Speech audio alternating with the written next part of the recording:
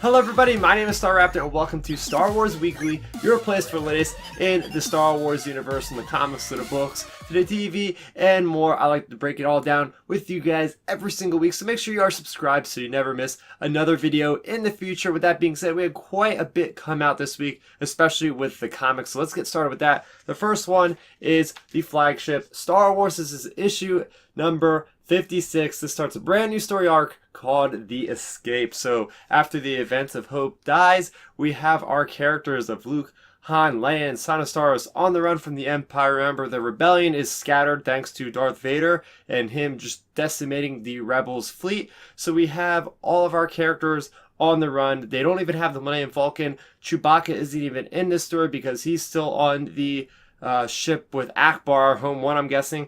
So we are on board of the Vault Cobra, which is none other than Sana Starros' ship, which really resembles the Millennium Falcon quite a bit. So they are trying to find a way to get to this contact that they have, which will get them to know the whereabouts of the rebellion's remaining fleet, because they're trying to keep it all secret so the Empire can't root them out.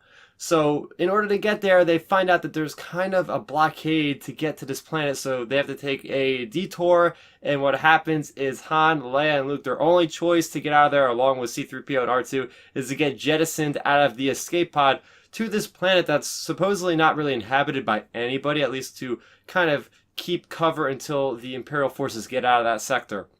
So they crash land in an escape pod. There's this big monstrous creature. Just when Luke, Han, and Leia think they're dead, they are saved by these people in armor, and they have these flashlights that kind of distract this animal. Next thing you know, by the end of the story, we have Han Solo sipping this cup of this kind of alcoholic beverage, I'm guessing, and they're on this estate, this very medieval looking estate that's like very different for Star Wars. It looks like Luke, Han, and Leia are having a great time, and that's how this issue ends. So yeah, it ends in a very, very strange way. I think this is going to be a very strange, far-fetched idea for Star Wars, but getting into the things that I liked about this issue is just first off seeing more of the Vault Cobra. I really like this Corellian design of a ship, very much resembling the Outrider from Shadows of the Empire, plus a little bit of the Millennium Falcon. We see the interior, what's going on there. Pretty cool stuff.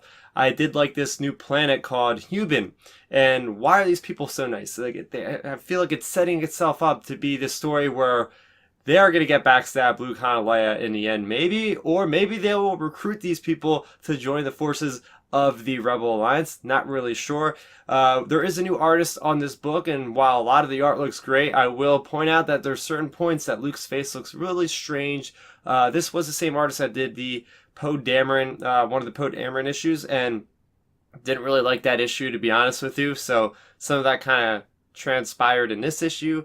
Definitely a big difference from Salvador Luerca, who's no longer on the book. I know next issue number 57 coming out this month, there will be Angel Unzueta, who did the Poe Dameron artwork, which is fantastic. So I cannot wait for that. This is shaping up to be a very interesting story for sure. Next up is a new comic book series. This is a mini series, and it's called Han Solo, Imperial Cadet. So this is going to tell the adventures of Han Solo while he's in the Imperial Academy on Krita, right? So there is that 3-year gap from when he got basically out of Corellia to where we see him on Mimban. So there's a lot of stories to be told in that 3-year gap. So we get a glimpse of that. So we get a little bit of a flashback, which I like. That I think they did a great job with really building up from what we know of Han Solo on Corellia, him with Kira, and it shows them getting separated at that one big moment in Han's life, to the point where he's getting his own name Solo from some random Imperial officer, and we see him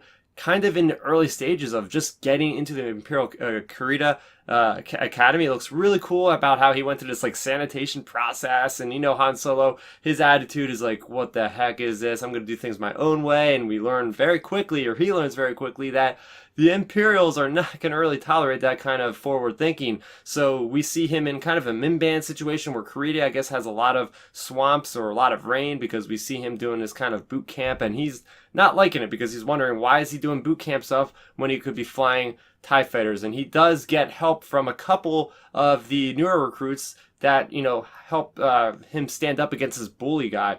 And next thing you know, by the end of the issue, we have Han Solo, who is hijacking a TIE fighter. Within the first couple of days, he's hijacking a TIE fighter already and trying to get out of there. And, well, he gets shot down. And, well, that's kind of how the issue leaves off, is Han Solo pretty much caught red-handed, so what the heck is going to happen next? So I did like, on top of the flashbacks, about how there was a flashback in here that wasn't mentioned in the novelization, wasn't in the actual movie. It's with Han Solo. He has a briefcase. Kira comes in and helps him. This is when they're still working for Lady Proxima and the White Worm. So we see a lot more of Corellia and kind of a busier district with speeders flying by. It looks really cool. So I did appreciate like another glimpse of Han Solo and Kira on their adventures, kind of like the one young adult novel that came out, which is called Most Wanted, which I really enjoyed. Something else that I did like about this story altogether is just the feel of it, and just the feel of like it being like that boot camp type of storyline, which we're going to see Han Solo again in plenty of odd situations for sure, and trying to talk his way out of it, which is going to be great to see. I did like that there is the connection to the novelization with this commander of the pilots called Triosa Brugge, and so yeah, it's cool seeing stuff like that. I also do enjoy how the writer of this particular story, his name is Robbie Thompson. He is actually concurrently writing the solo novelization or comic adaptation, I'm sorry.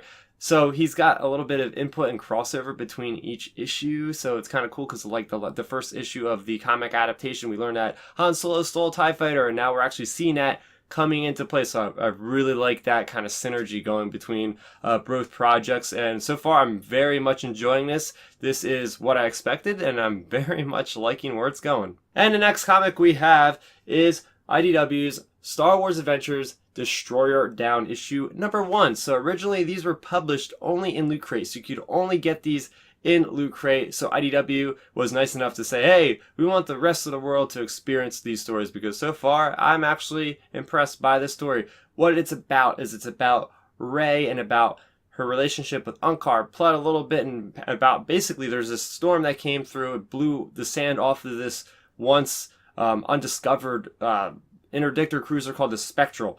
And, well, Unkar Plutt obviously wants the loot out of there, so he's saying to all the scavengers at Nima's outpost to go out there and get him the loot. So that's basically what that story is with Rey.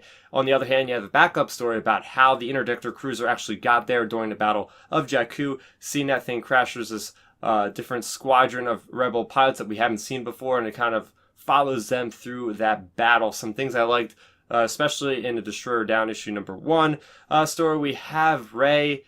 We get to see more of what Rey is doing when she's not in utter like panic mode or anything, just enjoying her regular day in her AT-AT, eating. We've seen a little bit in Force Awakens, but it's cool to see another vantage point of the AT-AT. I actually loved seeing Constable Zuvio actually doing something in this story. Well, we did get a previous story of him, but actually seeing him visually represented, cutting the arm off of one of these cybernetic creatures was really cool. So, yeah, we definitely got to see more Constable Zuvio. He actually said a couple lines, which is very interesting. And another character that I really enjoy is Sargo Plank, and he looks like he's going to be like the head guy that's going up against Rey to get the loot from the Star Destroyer. So, yeah, really cool stuff there. He was in Weapon of the Jedi. Ever since I read that story, Sargo Plank has jumped up to be one of my favorite obscure characters in Star Wars. I don't care. He looks really cool, and he's badass with a staff. So maybe we'll actually see him with the staff. As far as the ghost ship story that was in this, some things I like are the mention of Fondor. So they're actually battling at Fondor, which is really cool because that's actually in Battlefront 2. I've played that mission so many darn times that I could easily tell that they were at Fondor, even if they didn't mention it, because you got that big space ring. Other things that were cool is actually seeing the commander getting pulled out of Fondor because of the battle at Jakku. So it was like the last ditch effort of like the Imperials just pulling back all their forces from all over the galaxy to put them right on Jakku, because that battle was freaking massive, huge, in fact. And I liked seeing an interdictor cruiser. We don't see enough of them, and there was actually a little bit of synergy, because in the Star Wars issue number 56 that also came out this week, they actually mentioned that they couldn't use certain hyperlanes because of the interdictor cruisers pulling ships out of hyperspace. So that's crazy to me. And yeah, it was cool just seeing the interdictor cruiser which is the Spectral. So yeah, we got 2 more issues of these Destroyer down. This is going to be a mini-series, so yeah, it's going to be cool getting, again, another vantage point of the Battle of Jakku, because there's lots of stories out there already telling of that, but I can never get enough of Battle of Jakku. Can't wait for more of these. It's also worth mentioning we had another episode of Star Wars Resistance come out this week. It was called The Children of Tahar. I have my video review on the channel right now. It's about Kaz possibly taking a bounty up on these kids, and then the First Order get involved, and there's a brand new species of aliens in the depths of the Colossus. So definitely check out that video. It's on the channel right now. So moving over to my question for this week, it comes on Twitter from Star Wars Speculations at SW Speculations. That is Mike. He's really cool. He's got an awesome YouTube channel that covers lots of Star Wars animation and lots of Star Wars in general. So make sure you subscribe to his channel. Check it out. He has so much cool content that comes out super frequently. So let's get into his question. He asked, will we see a Reylo moment in episode 9? Well, I don't think I've ever really told you guys my stance on Reylo. I'm kind of indifferent. Like, I'm not like really for or really against it. I think from a Reylo standpoint, depends on if you mean from like a romantic kind of aspect or them just meeting together, because I think this is going to have to be a moment in episode 9 where we're going to have Kylo and Rey meet up. Now, will they be romantically involved? I don't think that's going to happen at this point. The way things left off in episode 8, especially the last moment when we literally see Rey closing the door on Kylo as he's sensing her, I think that was just a clear enough message for me actually to interpret that, you know, there's no way that she's ever going to be romantically involved with this guy. However, I think there's still a chance that Kylo might come to the light in some aspect, because now it seems like the First Order could possibly go against him. I would like to see that kind of storyline play out where, let's say, Rey is like the only hope to getting to Kylo. She'll try one more time because people of the light side never give up, right? So she's gonna be there to try to give him a little bit of a push, and maybe he'll like help defeat the First Order somehow, and in doing so maybe sacrifice himself.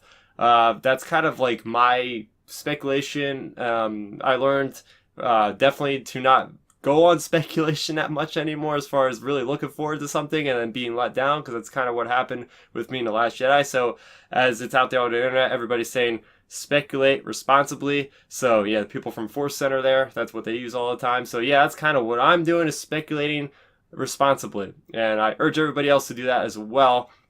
It's fun speculating. I love speculating, just coming up with things in my head. But Reylo, yeah, I'm not really sure how I feel about that. I mean, I would just like to see them be related. I think that would be really cool if we find out that maybe Rey was somehow the child of Han Solo in some other previous arrangement or something. I don't know. I think that would be really cool. Kind of pay homage to the EU where there was the twins, Jason and Jay. So it'd be pretty interesting to me. As far as Reylo, I don't want to see a romantic relationship. I think Kylo is just too damn mean, and yeah, I don't think Rey should really fall for that kind of guy, to be honest with you.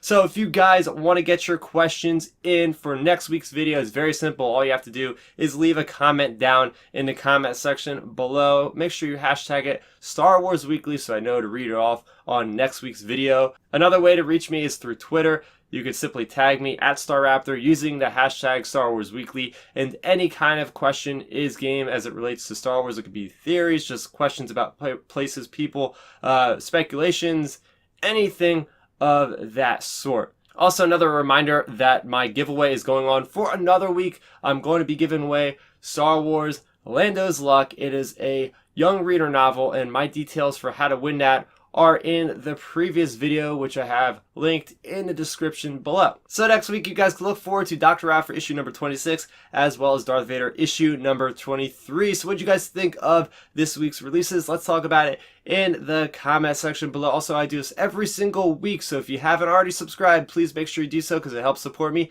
and you'll never miss another video. My name is Starrapter. Thank you so much for watching, and may the Force be with you always. Thanks for checking out the video. Please hit that thumbs up symbol. It helps me know that I'm making content that you guys enjoy. And if you enjoyed this video, I also include 2 videos down below you guys should check out. And please consider subscribing to this channel. It helps support me and it notifies you guys of when I get new videos up on the channel. You can also contact me on Twitter, Facebook, and Instagram at Starrapter.